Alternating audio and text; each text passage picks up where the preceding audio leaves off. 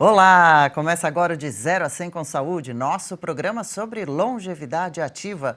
Vamos juntos nessa jornada em busca de conhecimento para viver por mais tempo com qualidade de vida. Isso é possível e nunca é tarde para começar. Hoje recebemos no estúdio o Dr. Alessandro Félix, doutor ortopedista e também auditor da Secretaria Municipal da Saúde e gestor em saúde do Hospital Unic de Barueri. Doutor Alessandro, bem-vindo ao programa. Obrigada pela participação por aqui. Obrigado, Adriana. É imenso prazer em participar.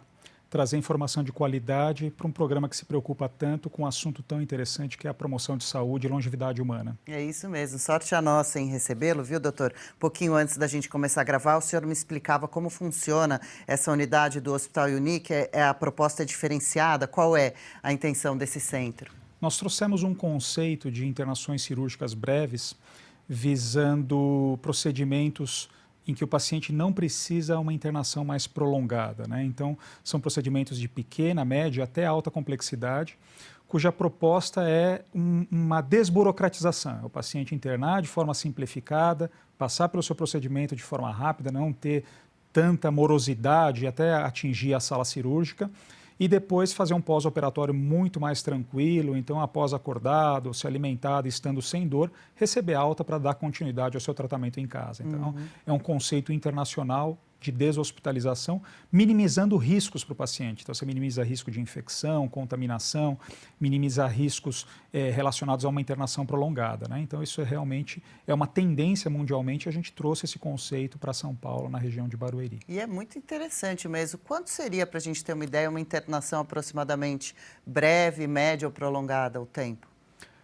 Por exemplo, uma prótese de joelho, uma prótese de quadril, né, dependendo da comorbidade, então o que diferencia o nosso paciente é o risco anestésico, né? Então, pacientes com risco anestésico aumentado não são enquadrados no nosso perfil. Normalmente é um paciente que vai precisar de um pós-operatório dentro de uma UTI, vai precisar de cuidados mais prolongados num hospital. Esse paciente não se enquadra no nosso modelo. Contudo, um paciente rígido, que não tenha nenhuma comorbidade, nenhum problema de saúde, que vai ser submetido a uma prótese de joelho e quadril, ele pode ficar internado por um período muito breve. Então, ele vai passar pelo seu procedimento, vai passar pelas orientações iniciais de reabilitação e não necessariamente precisaria ficar 2, 3 dias de internação. Basta, muitas vezes, 24, 36 horas para que esse paciente tenha condições de receber alta. Que ótimo, hein? E o Hospital Unic não faz só a internação, cirurgias ortopédicas, são cirurgias variadas. Não, você tem todo um portfólio cirúrgico, desde cirurgia vascular, cirurgia gástrica, bariátrica, então existe um foco amplo de procedimentos que podem ser realizados. Eu costumo dizer que chega a 70%, 80% do que poderia ser realizado num hospital de grande porte, né? Algumas cirurgias como neurocirurgias centrais, alguns procedimentos, transplantes, cirurgias oncológicas, obviamente, precisa de um contexto com uma recuperação mais prolongada, e aí acaba fugindo realmente não por conta estrutural, mas por conta da nossa proposta de escopo de uma internação mais rápida, né, para o paciente. Isso minimiza risco de contaminação, minimiza riscos relacionados ao pós-operatório em si, como queda, dificuldade de cuidado. Então, o paciente se sente muito mais livre, com muito mais conforto, fazendo essa recuperação pós-operatória no seu domicílio. Bem legal. E o senhor atua por lá, além de ser o gestor do local, ainda opera? A gente é multifacetário, né? Como você mesmo apresentou no começo da conversa. Então, fazemos muito da parte, esse contexto de gerenciamento e gestão, eu aprendi muito na saúde pública, né? Então, a gente traz essa gestão hospitalar do que a gente vê na saúde pública, do que a gente vê em termos de normativas e legislações, a gente traz para a prática do dia a dia como gestor em uma unidade privada. E também onde eu me sinto na zona de conforto, que são 20 anos de formado ainda em medicina, então essa fase de transição para o médico gestor, para o médico que sempre atuou na prática clínica, é uma fase bastante diversificada, onde você acaba fazendo muitas coisas, né? E sim, eu atuo sem dúvida e gosto, e aonde eu estou realmente na minha zona de conforto atuando como profissional médico, atendendo, assistindo os pacientes e realizando procedimentos cirúrgicos. Quantas funções, bem bacana. Como auditor da Secretaria Municipal da Saúde, o senhor deve ver casos dos mais diferentes diariamente, né? Gostaria de destacar um pouco essas funções. Acho que a rotina é muito interessante, a rotina do auditor, né? O auditor propriamente não é responsável pelo...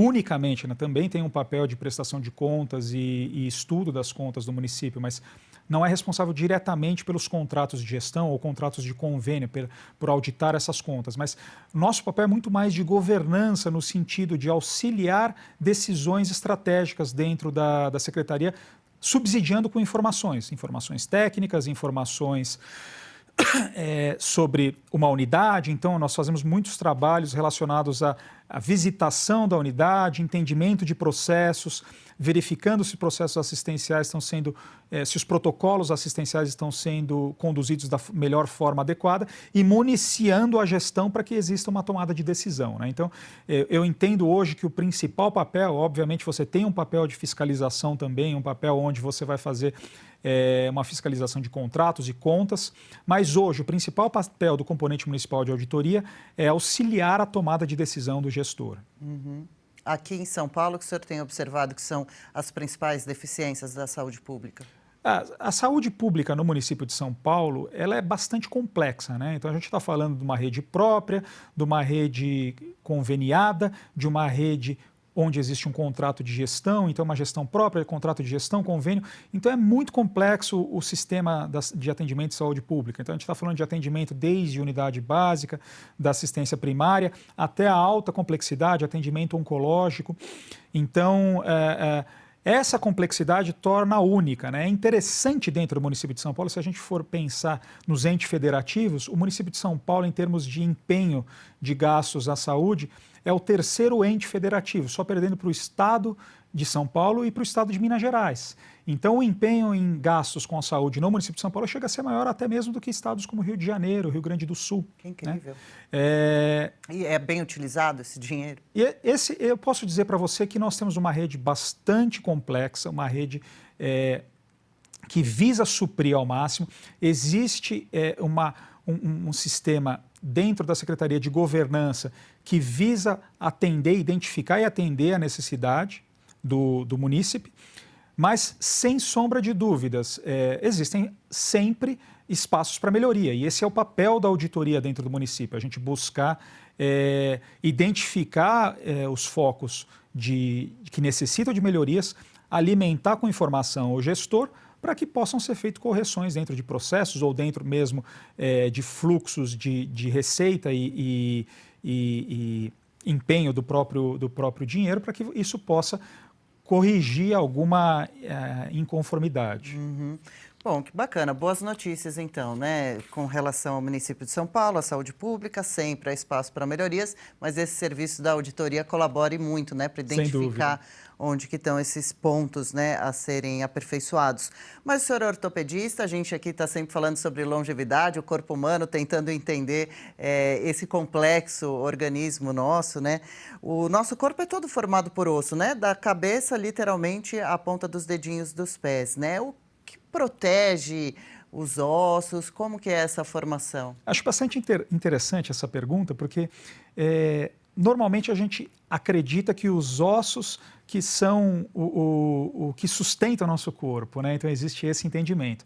Mas, na realidade, o que promove a saúde óssea é o arcabouço muscular que está em torno desse osso, né? Então, quanto melhor a qualidade muscular, quanto melhor a massa, então eu costumo dizer que não basta você ter força, você precisa ter 3 coisas no seu músculo. Você precisa ter força, você precisa ter coordenação e equilíbrio nessa musculatura, né? E você precisa ter resistência. Então, quanto maior essas 3 unidades dentro da qualidade da massa muscular que envolve aquele esqueleto, melhor vai ser a saúde articular, melhor vai ser a saúde óssea, né?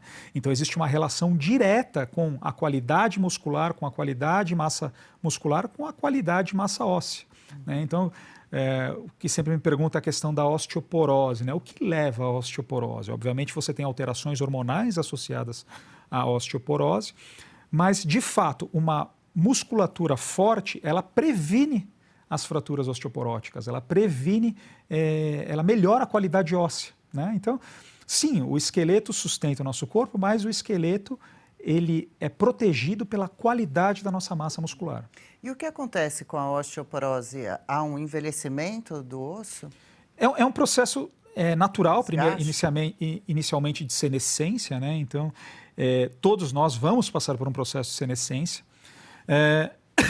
A osteoporose, ela evolui de forma diferenciada, distinta entre homens e mulheres, justamente porque existe uma evolução, um prognóstico hormonal distinto entre homens e mulheres, né?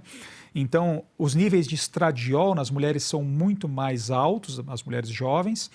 E quando você existe a fase do climatério, da menopausa, onde você tem um declínio muito abrupto dos níveis de estradiol, existe uma resposta de uma célula que chama osteoclasto, que é a célula que faz o turnover, a renovação óssea. Então, o osso é um tecido vivo, né? Então, a gente o leigo costuma entender o osso como algo mineral, né, como algo que é rico em cálcio, né? Então existe toda essa cultura do cálcio na dieta, né? Então o leigo costuma entender o osso como algo mineral, mas na realidade o osso é um tecido vivo. Ele está constantemente se reciclando. Então você tem os osteoblastos, que são células que formam o osso, formam a matriz mineral óssea, e os osteoclastos, que reabsorvem a matriz mineral. E é nesse processo de reciclagem óssea, nesse desbalanço, muitas vezes, então, o que acontece na menopausa, e aí retomando o conceito, quando você tem os declínios de estradiol lineares dentro do processo de climatério e menopausa, você aumenta a atividade osteoclástica. Então, você aumenta o quê? Você aumenta a reabsorção óssea. Então, na mulher é muito distinto a fase do climatério, então sempre existe uma associação entre menopausa e climatério com a osteoporose, com a reabsorção óssea, tá? O homem, existe um declínio também hormonal, é normal o declínio hormonal, e quando a gente fala em declínio hormonal em homem, a gente está falando sem dúvida em massa muscular. Para o homem, a massa muscular é muito mais relevante nesse contexto, porque existe um declínio linear, mas você não tem a queda abrupta, você não tem aquele solavanco de declínio hormonal que acontece no climatério na mulher. O homem é um declínio muito mais linear, de maneira que quando a gente compara homens e mulheres entre sexta e sétima década de vida, existe um risco de osteoporose e fraturas por insuficiência óssea muito maior em mulheres. Por quê? Por causa daquele declínio abrupto da climatério. Mas o homem também vai tendo um declínio linear com declínio linear da testosterona. E quando você fala em oitava, nona década de vida, a frequência, a incidência das fraturas por insuficiência óssea passam a ser muito mais similares.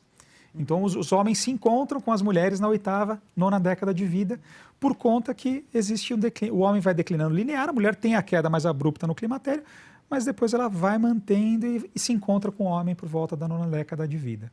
Então, quando a gente fala de promoção de saúde óssea, nesse contexto, é indispensável a gente pensar em promoção de saúde como um todo, de forma global, e atividade física para manutenção de massa muscular. Tudo isso pode fazer com que a gente chegue nessa fase, tanto homem quanto mulher, com melhor saúde dos ossos. Uma melhor saúde dos ossos. Atividade física, física, manutenção da massa muscular. Então, novamente, aquele conceito tríplice, né, de força, resistência e equilíbrio na massa muscular. Então, é muito importante o exercício com carga em qualquer faixa etária, tá? É importante também a gente pensar na promoção de saúde que existe nos exercícios que aumentam a frequência cardíaca, né? Então, quando a gente fala dos exercícios de alta intensidade, tem um trabalho muito legal, né? Porque antigamente existia-se um preconceito de pacientes com pressão alta, com doença coronariana, problema no coração, que eles não poderiam aumentar muito a frequência cardíaca, né? Então, tem um trabalho muito legal que foi publicado no JAMA, que é o Journal of American Academy, que fala justamente sobre exercícios de alta intensidade, que é os chamados HIIT, né? Para o paciente com doença coronariana. Obviamente, isso se faz num ambiente controlado, né? Com um médico próximo, mas com equipamentos para cuidar de um ataque cardíaco eventual, monitorado esse paciente. Mas o que se percebe é que você diminui o risco de morte súbita no paciente com doença coronariana quando ele faz atividade que aumenta a frequência cardíaca dele, mesmo com todo o risco associado à angina instável, enfim. Esse trabalho é muito interessante, porque é importante também o trabalho, obviamente, de melhorar a frequência cardíaca para promoção de saúde, melhorar a resistência insulínica, melhorar condicionamento físico, né? Melhorar a resistência imunológica. Mas quando a gente fala de saúde muscular propriamente, os exercícios com carga, os exercícios com peso são indispensáveis, porque eles vão garantir uma qualidade, uma massa óssea melhor. E não só, quando a gente fala em massa óssea, a gente não está falando só de massa óssea, como o osso também é um tecido vivo, a gente precisa garantir que os componentes, não só a matriz mineral, mas também a matriz colágena, a matriz elástica do osso, que tenha uma qualidade também. Então, esse osso precisa manter sua elasticidade, manter a sua qualidade como estrutura viva e não só como uma estrutura mineral. Né? Quanto antes começar a cuidar, melhor, né? Há muito dúvida. ainda para entender sobre o assunto. Rápido intervalo, na volta a gente segue nossa conversa sobre saúde, hoje aqui com o doutor Alessandro Félix. Oeste nasceu há pouco mais de 4 anos e não para de crescer. Graças aos nossos assinantes, podemos oferecer um jornalismo independente, em defesa do livre mercado, do Estado Democrático de Direito e da liberdade de expressão. Assine e ganhe um livro inédito de Augusto Nunes. São histórias nunca publicadas, que mostram a face desconhecida de 11 presidentes. Aproveite a campanha rumo aos 100 mil assinantes e se torne protagonista dessa história.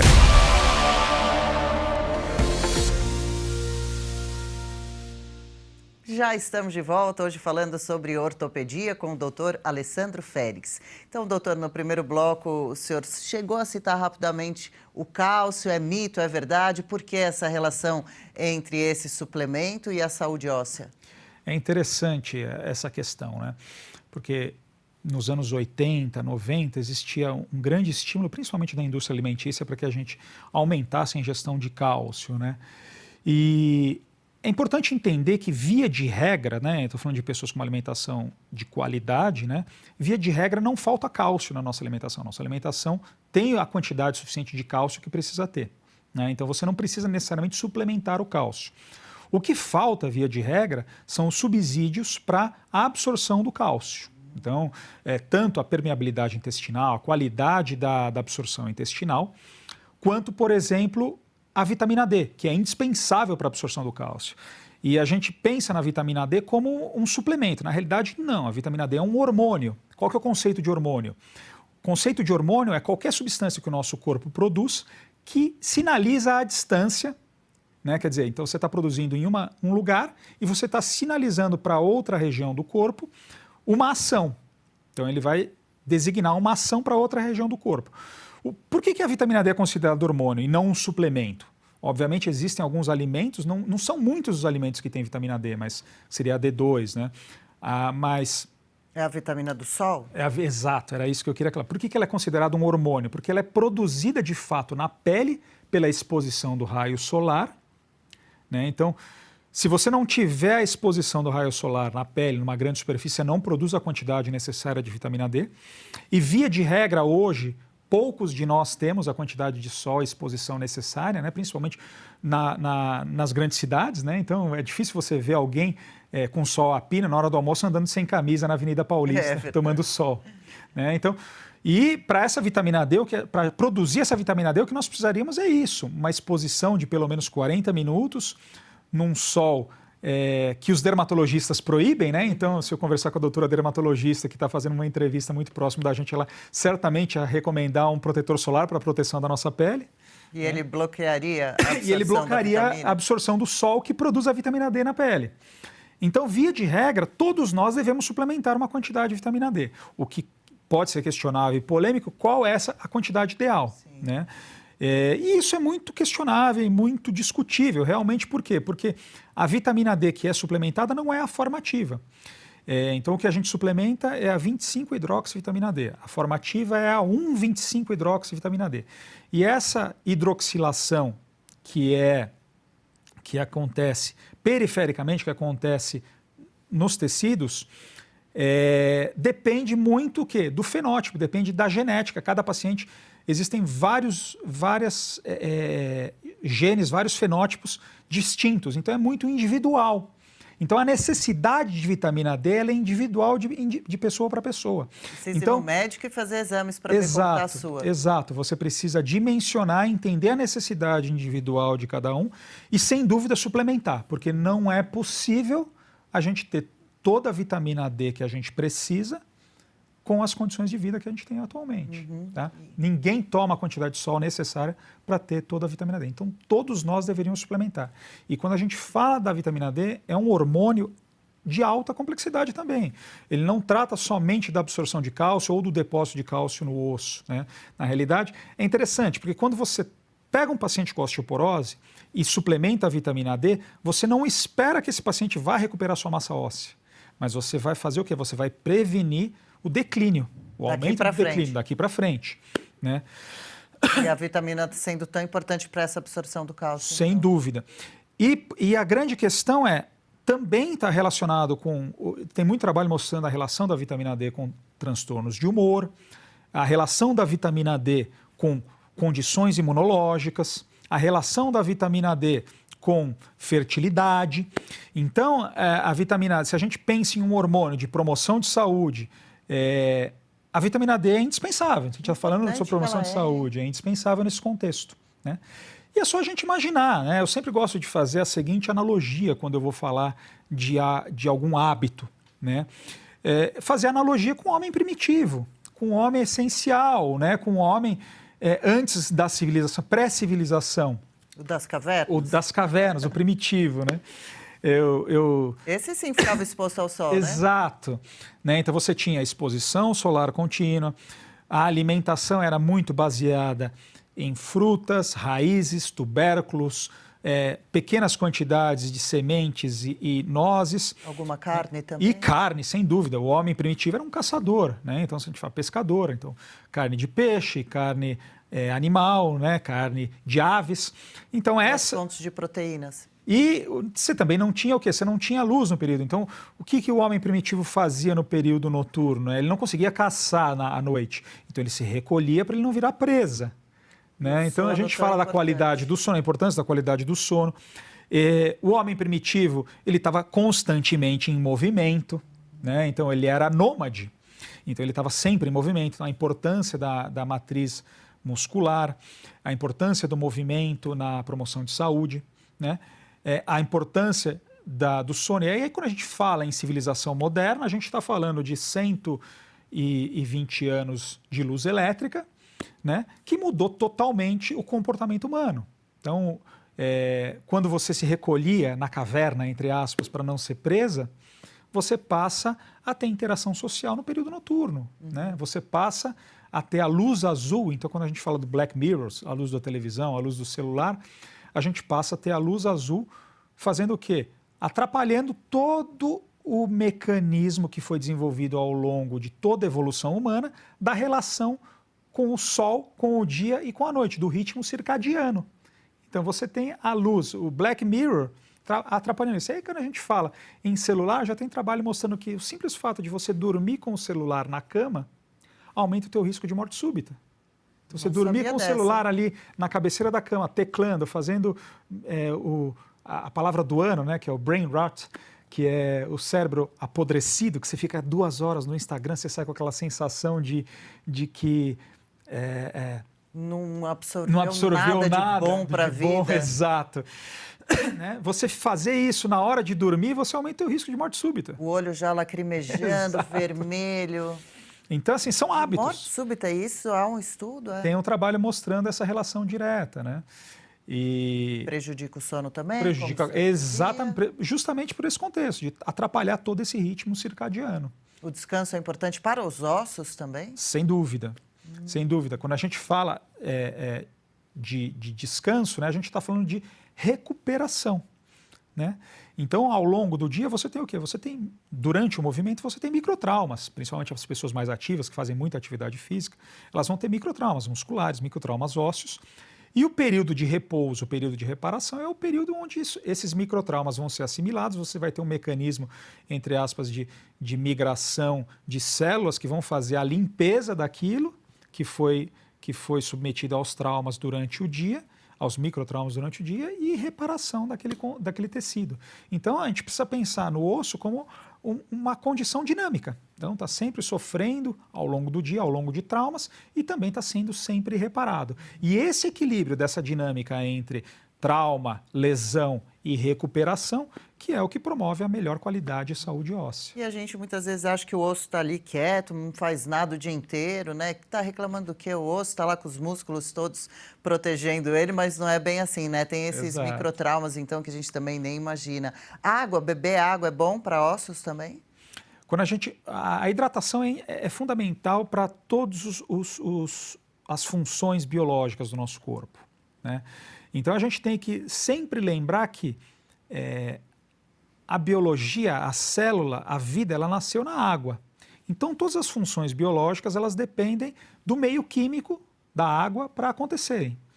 Então quanto maior a hidratação, melhor a hidratação, melhor vai ser a função de qualquer tecido. Qualquer organela do nosso corpo vai funcionar melhor com a hidratação. Então também, sem dúvida, a saúde óssea depende da hidratação, da quantidade de água que o nosso corpo tem. Quero falar com o senhor agora sobre dores crônicas, outra especialidade do senhor, mas já, mais uma parada a seguir, nossas últimas considerações sobre o importantíssimo tema de hoje e também o reality de 0 a 100 com saúde. Como será que foi a última semana da Gabi Moraes, hein? O reality tá chegando ao fim, não saia daí.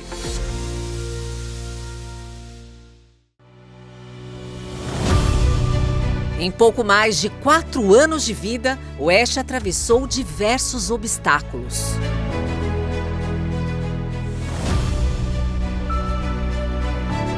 Apesar disso, o Oeste cresce a cada dia e se consolida como a principal referência de mídia em defesa da liberdade de expressão. Você sabe por quê?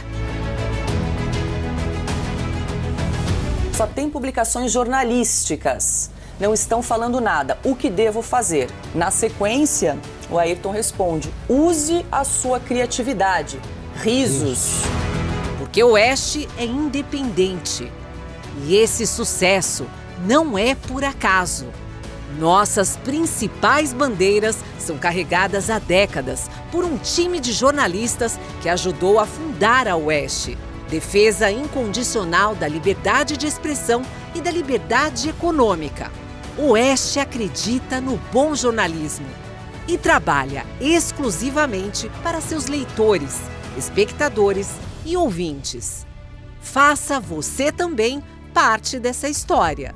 Assine a Oeste, jornalismo independente.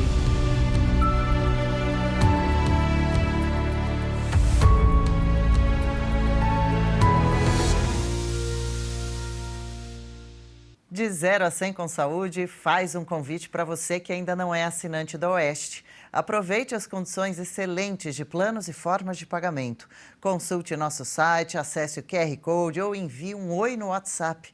Assine a revista Oeste e tenha acesso a materiais e matérias exclusivas escritas por alguns dos melhores jornalistas do país. E ainda ajude a Oeste a poder seguir levando importante conteúdo para cada vez mais pessoas. Você vai gostar de ser assinante Oeste, hein? Vamos nessa, hoje estamos entendendo melhor o funcionamento do nosso corpo, dos nossos ossos. Doutor Alessandro Félix conosco. Doutor, o senhor tem essa especialidade em dores crônicas, o brasileiro sofre muito com elas, quais as principais? A dor é um fenômeno natural, né? Então, todos nós em algum momento vamos passar por um fenômeno por sentir dor, né? E o que é interessante em relação a esse fenômeno, né? Que a interpretação é individual, né? Tem aquela frase clássica que diz que você não sente a minha dor, né? Você não sabe o que é a interpretação e o que é a sensação de dor de cada um, né? Existe uma relação intrínseca da dor com o aparelho músculo-esquelético, né? Onde você tem os receptores de dor mais importantes. Obviamente você tem receptores sensitivos também, né, na pele, mas você tem muitos receptores sensitivos também no aparelho músculo-esquelético, né? E o ortopedista acaba, dentro da sua realidade, vendo muito e tratando dor, de certa forma, né? E o que me levou a estudar dor crônica? O que me levou a estudar esse tema em específico, né? Muitas vezes foi não ter respostas para as questões de dor de um paciente que aparece para mim muitas vezes com desequilíbrio mecânico, que a gente sana, a gente corrige o desequilíbrio mecânico, mas a gente não consegue corrigir a dor daquele paciente, né? Então, o paciente passa em consulta ou passa no ortopedista, o ortopedista às vezes faz uma cirurgia, às vezes faz um procedimento, e o paciente persiste com dor. E aí você avalia e fala assim, puxa, mas do ponto de vista músculo-esquelético, do ponto de vista das articulações, não existe nenhum desequilíbrio mecânico. Por que aquela dor persiste, né? Então, por que aquele paciente continua sintomático, continua se queixando? E foi por isso que eu busquei entender melhor esse conceito. Então, é interessante a gente pensar e analisar um outro estudo, que buscou adultos jovens que não sentiam dor alguma e foi avaliar a ressonância magnética de coluna desses adultos jovens, que não tinham queixa específica, e observaram o quê? Que nessa ressonância magnética você tinha achados de desgaste, degeneração, como, por exemplo, uma hérnia de disco, sem que você necessariamente tivesse uma dor associada. Então, qual que é a causa da dor de fato? A hérnia de disco é a causa da dor, ou a hérnia de disco acaba, o processo de desgaste da coluna, que se reflete numa hérnia de disco, acaba sendo a consequência de uma sobrecarga mecânica sobre a coluna, e o que provoca a dor, de fato, não é a hérnia de disco, mas sim a sobrecarga mecânica, né? Então a gente precisa reestabelecer o equilíbrio na coluna, de fato, para você tratar a dor e não tratar a hérnia de disco em si. Né? E como é que você reestabelece o equilíbrio? A gente volta para o conceito do músculo protegendo a nossa massa óssea. Né? Protegendo o esqueleto. Região aqui do abdômen. Exatamente. Então, o que é o músculo que protege a nossa coluna de fato? A musculatura paravertebral, é fácil de entender, aquela musculatura que está intrinsecamente alinhada com o esqueleto, mas principalmente os estabilizadores da bacia. O que estabiliza a nossa bacia na coluna lombar? A musculatura abdominal, a musculatura oblíqua transversa, flexores de quadril e glúteos. Então, quando a gente fala de proteção para uma dor lombar, a gente não está falando de uma cirurgia para tratar a hérnia de disco, né? E isso era feito nos anos 80, 90, se fazia muita cirurgia com instrumentação, com colocação de placa, e aí até mesmo a gente entra na celeuma, na polêmica da indústria de implantes, né? Então isso é uma cultura muito americana, né? De você vender, da venda, do comércio, da indústria, da... Operar logo. Operar logo. Obviamente, a curto prazo, você tinha o quê? Você tinha melhora. Esses pacientes estabilizavam de si, porque qual que era a causa da dor? A instabilidade mecânica, a falta realmente de estabilidade. Mas operar e estabilizar e colocar parafusos e estabilizar um nível, será que resolveu o problema? De fato, não. Por quê? Você causava vicariância e sobrecarga nos níveis adjacentes. Então, esse paciente a longo prazo voltava a sentir dor. Tá? Isso foi observado. E o que acontece? Qual que é o melhor tratamento hoje? Né? O tratamento que seria o tratamento de escolha e preferência. Né? Obviamente, às vezes o paciente não consegue, né? Então você tem toda a questão individual em jogo, mas o melhor tratamento é a estabilidade muscular como um todo. E que todo mundo pode fazer, E né? que O todo acesso mundo é fácil deve para fazer, isso. né? Todo mundo deve fazer. E não esperar chegar também ao ponto de estar com muita dor, né? Então é impossível a gente falar de promoção de saúde, uma vida saudável, uma longevidade, sem a gente falar de atividade física nesse contexto. E a alimentação também, porque a obesidade, ela pode prejudicar a estrutura óssea? É interessante, né? Os pacientes obesos, quando a gente fala de estrutura óssea, a gente retoma aquele conceito que a gente conversou da qualidade óssea, né? Então, via de regra, o paciente obeso, pela própria carga, né, ele tem o quê? Uma massa mineral óssea maior. Mas necessariamente não quer dizer que ele tem um osso mais saudável, tá? Então, quando a gente fala de qualidade do osso, talvez não seja a melhor, apesar dele ter uma densidade mineral maior, porque a carga faz com que você tenha uma densidade mineral maior, você não necessariamente tem um osso mais saudável. E quando a gente fala do ponto de vista de articulações, a gente precisa entender que existem várias articulações no nosso corpo. Existem aquelas articulações que são articulações que a gente chama de articulações de carga, como joelho, quadril, tornozelo, que elas sofrem mais porque pela nossa própria postura ortostática, por ser bípedes, né? E você tem articulações como a articulação do ombro, cotovelo, punhos e mãos, que não são articulações de carga, que não têm o peso do corpo, né? Então, quais são as articulações que vão sofrer mais com a obesidade? Certamente as articulações de carga, joelho, quadril, tornozelo, são articulações que vão ter um desgaste mais precoce. E aí eu cito outro estudo sempre que eu gosto de falar, que é um estudo que fala sobre a articulação do joelho e a dor na artrite, na gonoartrose do joelho, no desgaste do joelho, né? O desgaste do joelho, ele é linear. Então, conforme a gente vai envelhecendo, o processo natural de senescência, você vai desgastando a articulação. Mas a artrose, a doença, que é o quê? O processo de dor, inflamação, ele não é linear. Você tem momentos de piora, onde você está com o joelho com muita dor e muita limitação, e você tem momentos que você simplesmente esquece daquele problema. Tá? E a artrose, ela evolui como? Ela evolui ao longo dos anos, diminuindo esses momentos de melhora e aumentando a intensidade e a a quantidade dos momentos de piora. Né? Então é assim que evolui a artrose. E esse trabalho cita o que, justamente? Que se o paciente perde 10% da sua massa ponderal, então a gente está falando de um paciente de 100 quilos, se ele conseguir perder 10 quilos, ele vai diminuir essas crises de dor por um período de 5 anos. Então você aumenta a longevidade da tua articulação em até 5 anos, se você perde 10% do teu peso. Você diminui 10% da carga no joelho. Então isso é muito interessante para as articulações de carga, quando a gente fala de quadril, e aí fazendo esse link, sem dúvida, com a obesidade, com o sobrepeso. Né? E é importante diferenciar o paciente que tem muita massa muscular do paciente que tem muita carga, não tem, porque a massa muscular de fato protege. E geralmente a fisioterapia está muito associada também, né, aos procedimentos ortopédicos? Sem dúvida. A fisioterapia, eu costumo dizer que o tratamento ortopédico nada mais é do que uma janela de oportunidade sem dor que permite o paciente reabilitar. Como é que você vai adquirir essa janela de oportunidade sem dor? Muitas vezes com um procedimento, uma infiltração, uma cirurgia. Então você cria essa janela de oportunidade em que você minimiza o impacto da dor para o paciente. Mas objetivamente o tratamento que vai perpetuar aquela condição sem dor é a reabilitação. E aí sim o papel do fisioterapeuta trabalhando força, equilíbrio e resistência muscular, tá? Num primeiro momento, e fazendo num segundo momento a transição para a atividade física que vai ser orientada e assistida por um professor de esporte. E as atividades do dia a dia, hein, podem acabar causando dificuldades ósseas futuras, repetitivas?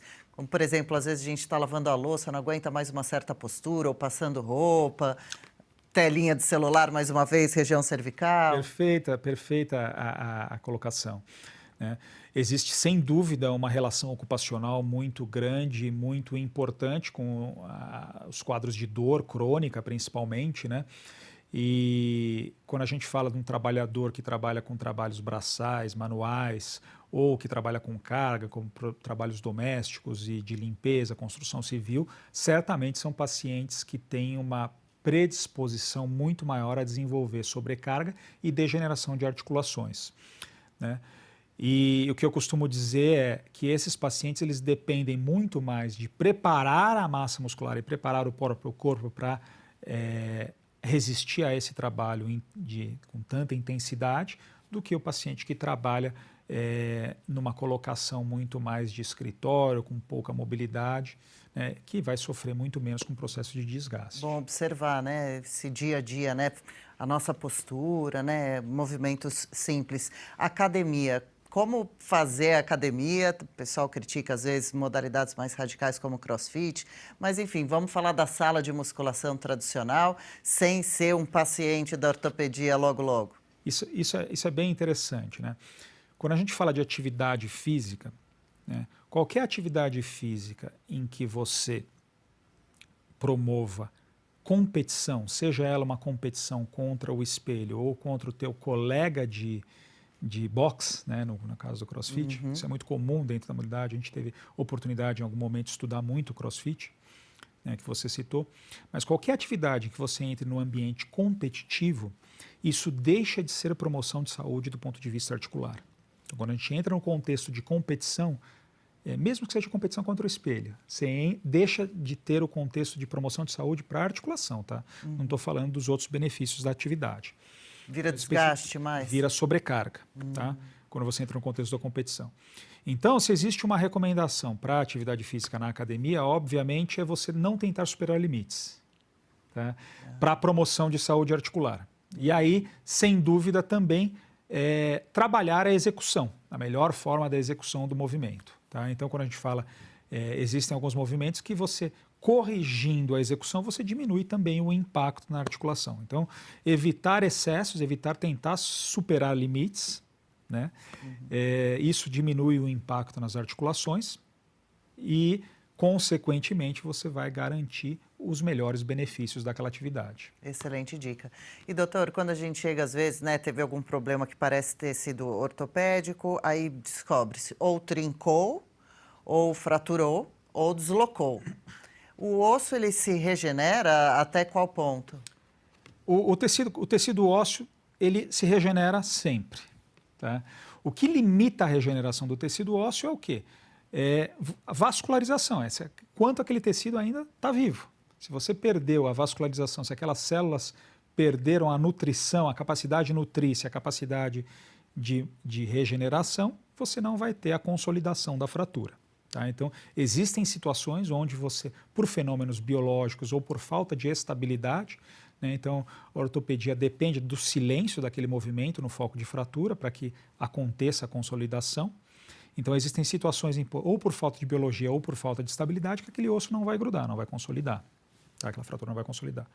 Mas, via de regra, você tendo condições biológicas e você tendo silêncio no foco de fratura, vai acontecer a consolidação. Tá certo? Existem fatores também que aumentam o risco de falha de consolidação, por exemplo, como o tabagismo. O tabagismo é um fator muito importante, diminui muito. Porque o tabagismo diretamente afeta a vascularização daquele osso. Então, isso diminui, aumenta a chance de você ter uma falha de consolidação. Né? Quando você fala do trincou, fraturou, para o ortopedista, o trincado e a fratura tem o mesmo significado. Né? O que acontece é que existem situações de você ter fraturas completas ou incompletas. O que é o conceito de fratura completa? Quando você realmente perde a congruência entre os dois fragmentos. Então, um fragmento vai para um lado, outro fragmento vai para o outro. Isso é uma fratura completa. O que é uma fratura incompleta? Quando você tem a fratura, o osso passa por um processo de fissão, mas você realmente não perdeu a congruência. Então, isso seria poder ser o trincado, entre aspas, que muitas vezes as pessoas escutam. Né? Dá para engessar. Também o tratamento é com silêncio. O tratamento é o passo a passo mesmo. Silêncio naquela articulação, então diminuindo o movimento no foco de fratura, permitindo que você tenha a biologia da consolidação acontecendo naturalmente ali. E ainda é gesso, não mudou o material para imobilizar? Qual que é o benefício e a facilidade do gesso? Né? Então você já tem órteses termoplásticas, você tem outras opções de imobilização que são bem interessantes. Né? Tem até hoje uma possibilidade de órtese que é feita sob medida na impressora tridimensional e ela é toda fenestrada, permitindo a ventilação, diminuindo a lesão de pele. Então é algo bem interessante também, mas ainda não é tão acessível. Mas qual que é a grande vantagem do gesso? É a facilidade de você moldar. Então você consegue a melhor redução moldando o gesso e adaptando o gesso no entorno do envelope de partes moles e protegendo e mantendo a redução e o melhor posicionamento do osso. Quando a gente fala de uma fratura onde você perdeu realmente a congruência entre os dois fragmentos, qual que é o objetivo do tratamento ortopédico? O objetivo do tratamento ortopédico é você retomar a biomecânica daquele osso. Como é que você faz isso? Corrigindo alinhamentos, né, e corrigindo angulação. Então você tem que corrigir o alinhamento dos dois fragmentos e não deixar ele angulado. Como é que você consegue isso? Moldando muitas vezes o gesso no entorno daquela fratura, daquele osso, possibilitando ele manter a redução. Então você tem parâmetros aceitáveis de alinhamento e angulação para cada articulação e para cada faixa etária. Né? E a criança, ela se recupera mais rápido de uma fratura óssea? Via de regra, a criança tolera angulações maiores, porque ela tem uma capacidade de remodelação óssea muito maior. Né? E o esqueleto imaturo, ainda em desenvolvimento, permite o quê? Que ao longo do crescimento você corrija aquelas deformidades residuais. Então, a gente é mais tolerante, então a gente tende a ser mais conservador. No adulto, você tende a ser mais invasivo, porque muitas vezes você não... Aquele desvio pode gerar um desequilíbrio mecânico nas articulações adjacentes, e aí você vai ter que corrigir com uma haste, com uma placa, com alguma forma cirúrgica. Na criança, a gente tende a ser mais conservador, justamente porque o esqueleto em desenvolvimento tolera um resultado com maior angulação ou com maior desvio daqueles fragmentos. E quando a gente falou sobre deslocar, por que a gente vê isso às vezes de alguma pessoa tentando pôr no lugar? Isso existe, é para tomar cuidado, só médico? O deslocamento, do ponto de vista técnico, a gente chama como, o termo técnico é luxação. Né? Então existe também o conceito da luxação como sinônimo de contusão. Né? Você teve apenas uma luxação. Leigamente se denomina como sinônimo de contusão. Mas a luxação, de fato, o que é? Luxação ortopédica, de fato, o que é? É a perda de congruência entre uma articulação, entre dois ossos numa articulação. Então, o que é uma articulação? Uma articulação você tem o osso da tíbia, o osso do fêmur, eles estão congruentes, fazendo um deslocamento congruente, um movimento congruente entre dois ossos. Quando você perde a congruência nessa articulação, isso a gente ortopedicamente chama de luxação. Qual que é a luxação mais comum? Quais são as luxações mais comuns? É a luxação do ombro. Por quê? Porque você tem uma congruência com um envelope de partes moles, a congruência de superfícies de cartilagem é muito pequena. O envelope de partes moles que estabiliza o ombro é muito maior. Então, você ter uma lesão de partes moles é mais fácil do que você ter uma lesão de cartilagem, uma lesão óssea. Então, a luxação do ombro é a mais comum. A articulação do ombro que tem uma grande amplitude de movimento, você perde essa congruência entre a articulação glenoide, que a gente chama que é a articulação do omoplata, da escápula, e você perde a congruência da cabeça do húmero, que é esse osso aqui do braço. Então, você perdendo essa congruência da articulação, isso é a luxação. E aí, a manobra de redução para colocar a articulação no lugar, ela envolve, muitas vezes, um mecanismo de tração e contratração. Então, você puxa de um lado, alguém puxa do outro, e aí essa articulação que está fora do lugar, ela vai tracionando até voltar para a posição normal. Parece brincadeira isso, hein? Que incrível. E não é, né? E dói muito para quem está sentindo. Por fim, doutor, preocupações devem ser redobradas quando a gente está falando de ossinhos da região cervical e do crânio? Essa época de verão é muito importante a gente se preocupar com esse tema, né? E é um tema de grande relevância do ponto de vista de saúde pública, que é o risco de lesões cervicais, trauma raquimedular associado ao mergulho em águas rasas, né? Férias, né? Férias escolares e... Piscina, geralmente? Piscina, geralmente, mas lagos, rios. Então, assim, a pessoa vai pular, não sabe a profundidade, muitas vezes não se protege, acaba tendo um trauma craniano, com uma lesão cervical e acaba tendo uma lesão raquimedular, ficando aí paraplégica, tetraplégica, por um acidente.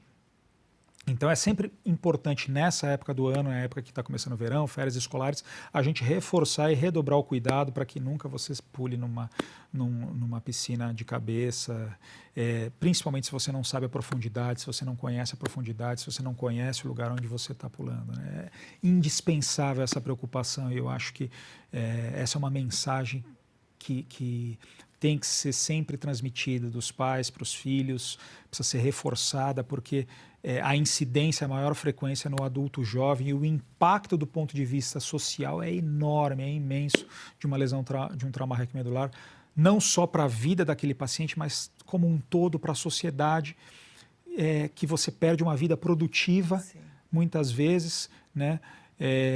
E a readaptação daquele paciente na sociedade é muito difícil. Uhum.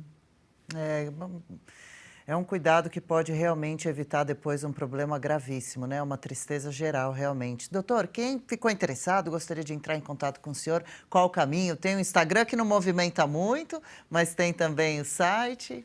Eu acho que tem o site, né? O alessandro.med.br, e também pode buscar a gente tanto no Hospital Unique, em Barueri, quanto na Clínica Newform, aqui na Grande São Paulo também, para agendar consulta e bater um papo, tomar um café, falar sobre processos assistenciais em saúde e falar também sobre doenças musculoesqueléticas e dor crônica. Ah, que ótimo. O Instagram, qual é o endereço? Às vezes alguém te manda um direct perguntando uma dúvida. Alessandro M. Félix. Perfeito. E a gente põe aqui na tela também. Doutor, obrigada, viu, pela participação, por tantos esclarecimentos. Foi um prazer e me coloco sempre à disposição quando puder vir responder perguntas e trazer informação que eu entendo de alta relevância para que a gente viva melhor e tenha uma sociedade mais saudável. Legal. Vieram muitas outras perguntas na minha cabeça que eu gostaria de fazer. Quem sabe a gente não combina uma parte 2 sim, viu? Seria um prazer. Valeu. Valeu. Tudo de bom agora nesse fim de ano e em 2025 também. Obrigado. Hora de acompanhar o reality Mudança de Vida, um Basta na Obesidade. Como será que foi a última semana da Gabriela Moraes? Nossa participante dessa edição é o que a gente vê agora.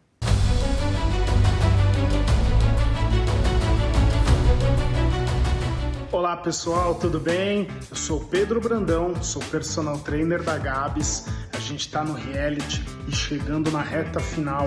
A gente está desde abril nesse projeto e agora a gente se pergunta quais foram os resultados da Gabs. Estou aqui esperando para dar mais uma aula e aí nessa janelinha entre as minhas aulas aqui, estou passando para convidar vocês para acompanharem o desfecho desse reality, quais foram as conquistas, saber de todos os profissionais o que cada um achou desse período, quais foram os resultados, inclusive dos que se referem aí à atividade física, quanto que ela emagreceu, o que melhorou, se aumentou força. Então, fiquem ligados, já, reta final do reality, mudança de vida não basta na obesidade, tá bom? Conto com a presença de vocês para acompanhar o finalzinho desse reality tão legal que mudou a vida da Gabs e vai inspirar muita gente. Fala pessoal, meu nome é Marina Solis, eu sou nutricionista e eu tive o prazer de acompanhar a Gabs ao longo desse ano todo no programa do 0 a 100 com Saúde, um basta na obesidade. A Gabs fez o acompanhamento nutricional comigo e queria parabenizá-la por todo o seu empenho e dedicação ao longo de todo esse tempo. A gente pôde mudar muito dos aspectos alimentares, tanto de qualidade quanto de qualidade. E a Gabs hoje, ela termina o programa com uma consciência alimentar muito grande. Sem falar das grandes conquistas que a gente teve em relação a peso corporal e também as medidas. Então, Gabs, eu sei que esse ano não foi um ano fácil, eu sei que foi um ano de muitos desafios, mas você pode contar comigo porque o maior desafio agora, acredito eu, que seja manter todas essas conquistas que você teve até agora. Então, por isso, conte comigo para cada passo, para cada caminhada. Você pode ter certeza que a sua nutricionista estará aqui para estar do teu lado e a gente continuar com esses resultados. Manter já é maravilhoso. E você então fique feliz por toda essa sua evolução. Um beijo grande, Gabs, e muita saúde para você. Um grande beijo.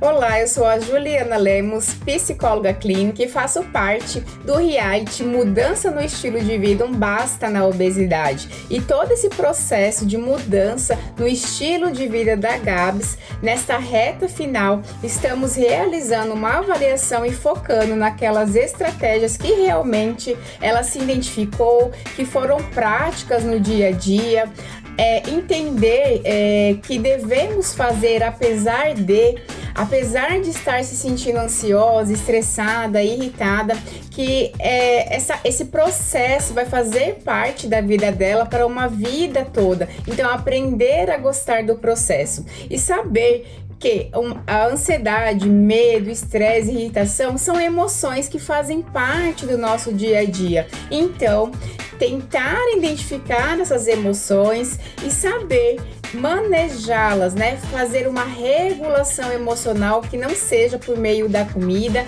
e continuar a fazer aquilo que precisa ser feito apesar de sentir um desconforto emocional, se conectar com a emoção que vai surgir quando ela realiza de fato aquilo que precisa ser feito para alcançar o objetivo dela.